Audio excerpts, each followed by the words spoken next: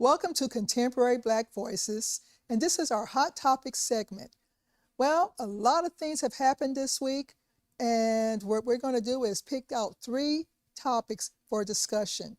Now, my name is Dr. Sharon Michael Chadwell, and today we have Mario Salas. Now, our usual panel includes Chris Dawkins and Caleb Alexander. Chris is at a wedding, and Caleb is in New Delhi, India. So I really want Caleb to really share his experience in India when he comes back. But in the meantime, we're going to go ahead and talk about 3 hot topics. The first one is the military anti-DEI purge that we're reading about in the news. We're seeing the military remove the images of Blacks, Native Americans, Hispanics, Asian folks, and women from their websites, to include removing information related to Medal of Honor recipients. But there has been some backlash on that as well. There has been some backlash.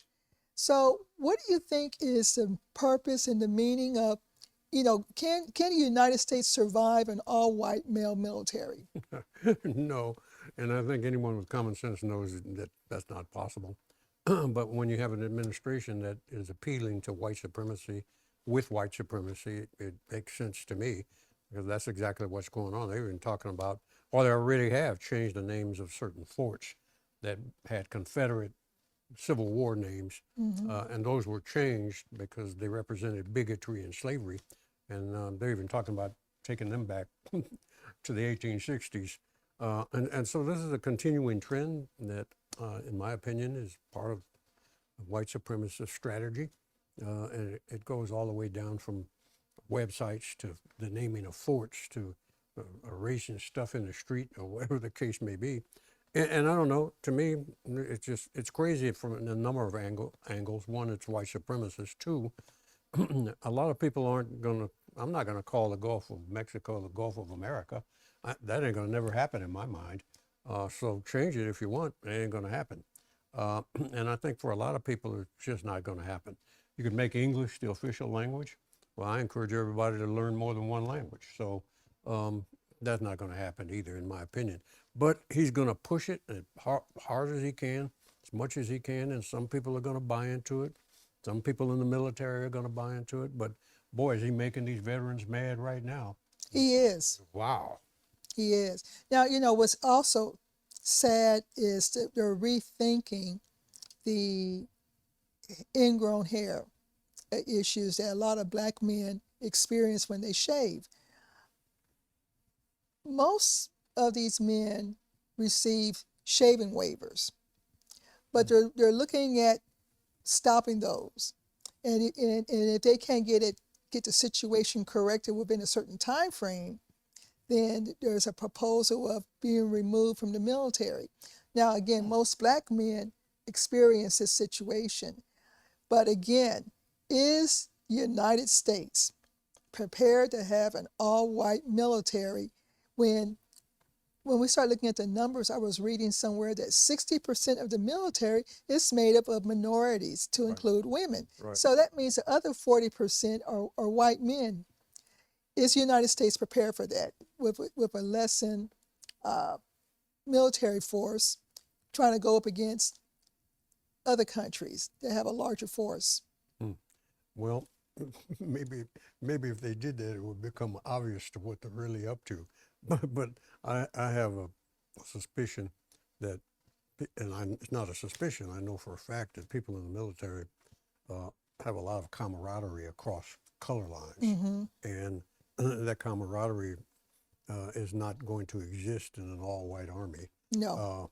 And that's going to weaken the military. And I think most of the veterans know it. Most of the active military guys know that right now. And this trend toward removing people of color, either in symbols or in thought or in words, in statues or whatever the case may be, is not going to go, in my opinion, very far. It's going to start to erode as more and more people begin to see that this is just ridiculous. He's appealing, Musk and him are both appealing to the that group of people who still believe that we should have a segregated white supremacist society. And unfortunately, there's enough of them out there to give him the keep impression the that conversation yeah, going. yeah, that he can rule with that minority, and it actually is a minority. Um, a million people didn't attack the Capitol on January 6th. It was a small number if you look at it from the standpoint of who could have came there. Well, only the most rabid, crazy people showed up at that riot um, and demonstrated their criminality. So he doesn't have the power that he thinks he has, and I think it's going to begin to erode more and more and more. He'll end up, in my opinion, being the worst president, the most unpopular president of all time at the current rate. Okay. Now I'm going to go ahead and slip this in. Uh, the judges slapped Trump's hands about not reversing that airplane that was headed towards El Salvador with those American prisoners on it. Mm-hmm. Some of them were innocent, and now we're seeing that I think he's I'm going to call him a black Italian Mm-hmm. that got sent down to El Salvador because his tattoo looked like one of the gang members down from El Salvador. Mm-hmm. So this is what I'm thinking about this sending Americans that even what's her Secretary of Mario, not Mario, I slipped my mind. Anyway, our Secretary of not Defense, Rubio. Anyway, Rubio said he had no problem sending Americans down to El Salvador. Yeah, which Americans? And so if these tattoos are triggering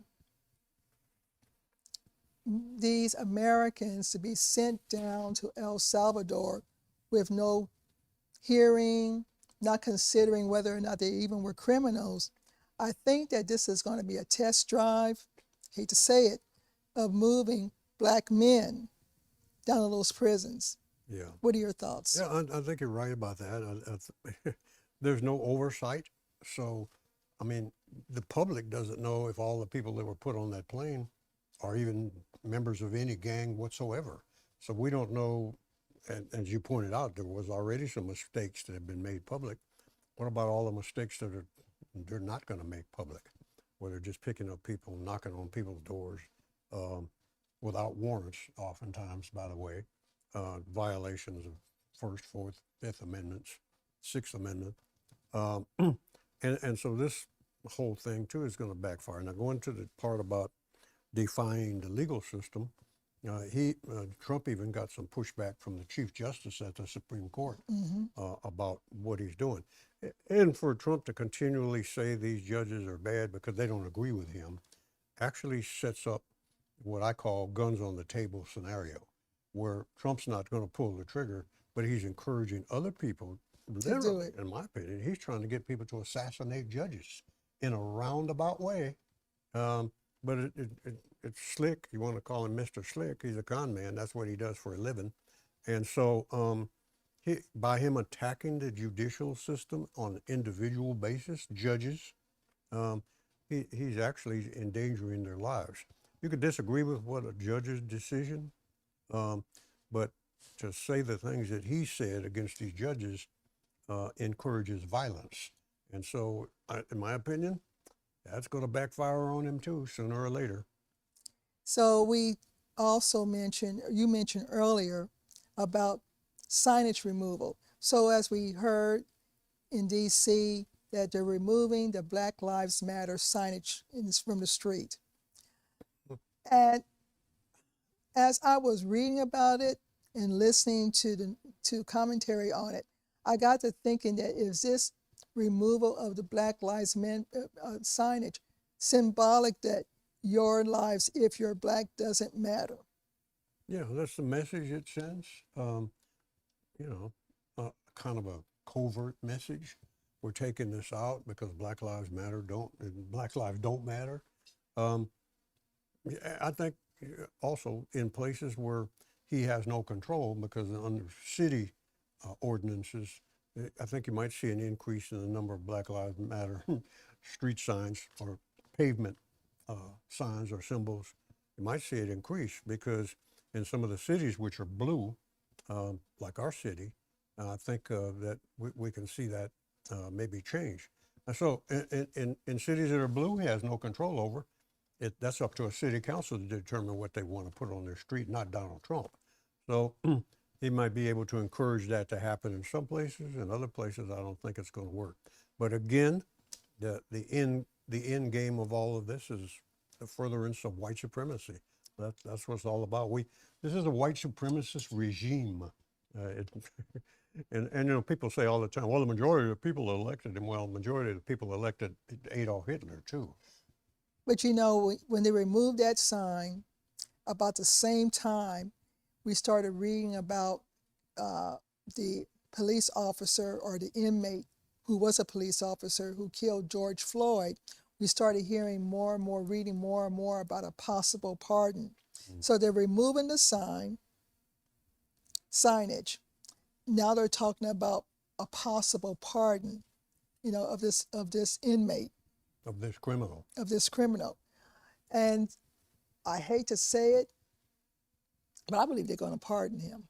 I believe they're going to pardon him because he's the type of person that was representative of a lot of those folks who back in January 6th who were sent to jail, who were hardcore criminals who got pardoned by 47. Yeah, I wouldn't be surprised if there's any light at the end of that tunnel. That he was convicted in state court too, and Trump's not going to be able to pardon him in a state court. So, but what could happen, the bad news is what could happen, is being pardoned in one court could limit the amount of time that he stays on his 22-year sentence in a state court. So it has a reverberating effect. So there's the good and the bad news about that is it could affect his overall stay. All I can say here is this, is that there's a lot of stuff that's going on. Really, I think they're trying to set us up to where, especially Black folks, if we start protesting, I think that will be the catalyst for martial law. And so I'm asking our folks, be calm, stay focused, don't allow these poor decisions to disrupt your focus, because I think that they're going to use us as the means of initiating martial law. Yeah, I wouldn't be surprised. He was trying to do that in Minnesota when they were talking about the Black Lives Matter protest. He was taking the side of people that were killing protesters. And, you know, and they use all kinds of ugly words and terms. They're real good with adjectives, you know, calling people liberals and scumbags. And they love to come up with these different adjectives and stuff without addressing the truth. And that's how they get away from addressing the truth, is name calling. So name calling, Barry Hitler, it's Hitlerite. That's what Hitler did. You start putting people in a box saying these are the most evil people on earth, and then what you're doing is you're trying to drum up the propaganda against the people that you identifying as evil. So, I mean, it's strange, Dr. Sharon, when it's not strange, but to me it's kind of obvious. I'm looking at Hitler's speeches on the History Channel. He's frowning up. He never likes to smile. He frowns up, looks mean all the time. Trump's face does the same thing. Hitler started attacking university professors before he ever attacked the Jews. He started attacking people that disagreed with him. So in my mind, Trump has taken the playbook, the exact playbook out of Hitler's Mein Kampf, and is applying it to America. I think it's going to backfire. But in the meantime, we got to deal with it, with all the repercussions and the horror that may come from it. So one horror that appears to be coming back is this slow movement of segregation again. We've already, historically, we've seen the signs, whites only signs, blacks only signs. And I've heard some interesting commentaries on whether or not we as Blacks should even be offended about seeing those signs go up.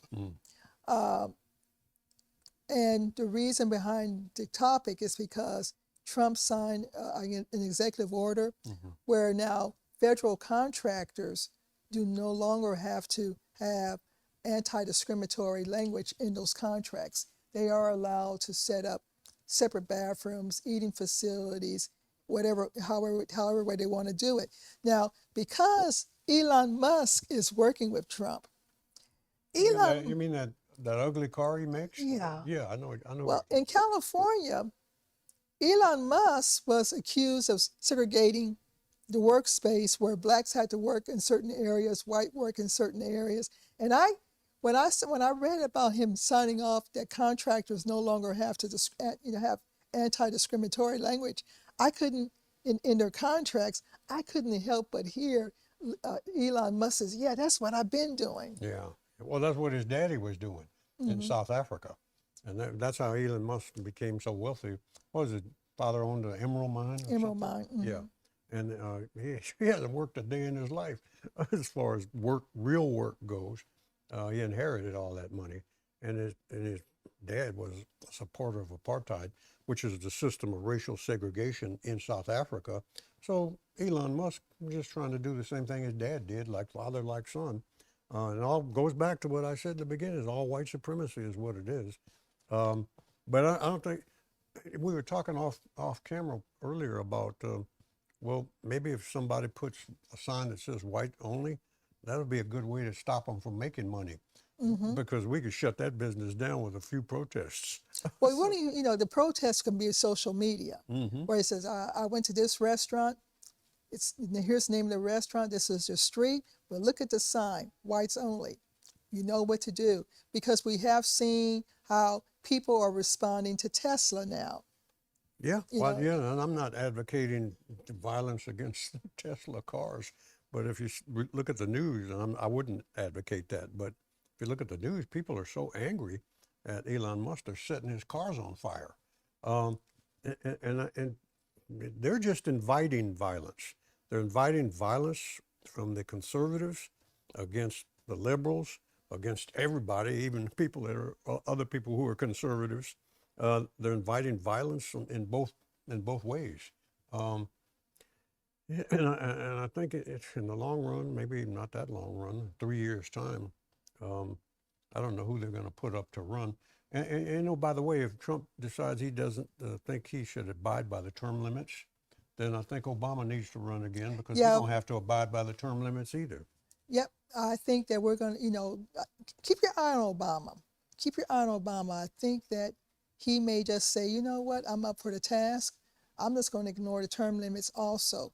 Now, going back to segregation, again, I think this is just a movement to aggravate us into protesting in the street, which would lead to martial law. So we've got to be calm, and we don't have to patronize those places. In fact, if you kind of look at it, look at Costco and Target. When Target did the anti-DEI removals, or the anti-DEI removals of minority vendors from their shelves, their stock hit rock bottom. Yeah, and Tesla cars are about And to fall apart. Yeah, they're falling apart, and the If you stock bought is a Tesla, dropping. you're going to have a hard time selling it back at this point. Especially that truck, because some panels keep falling off. But I don't think that the segregation piece is going to work the way they want it to. No. Because if a business and board realize that if they put those signs up, or even give the image that you're segregating, they're going to start losing business. Yeah, any hint of it's going to make a lot of people, I'm not going there ever again. They're going to lose tons of money. So go ahead and do it and see what happens. If you have a business and you plan on doing that, go ahead. As Clint Eastwood used to say, go ahead and make my day. And we're just going to sit back and watch and say, no, if you put that sign up or give us the impression to sign us up, we don't have to patronize those places. Yep. Yeah, that's right. We don't have to go there at all. I don't know about you, but I'm not. Well, I know you're not. Nope. Start patronizing. And I'm not either. So Black-owned businesses. And everybody I know, I'm going to tell them not to go there. So over and over again, not just once. Keep on doing it. Well, we've had a lot to talk about this morning about some of these things that are going through in this going on in this nation. There is definitely a value shift, but I think a lot of folks are pushing back on that shift. They're realizing, yeah, we need to make some changes, but not like this, not Right. like this. Well, we do have some heroes. I mean, Jasmine Crockett. Oh my goodness, that's my hero. She knows how to stand up to this kind of stuff. And we have more. There are more. And you know, the bad news is a lot of people are accusing the Democrats of being very cowardly, but I think you're beginning to see that ain't going to work. So the Democrats are going to have to start speaking up and getting more vocal in trying to prevent some of this stuff from taking place. And certainly, Congressman, what was his name? The congressman that stood up and shook his stick, walking stick, against Al Green. Al Green. Yeah.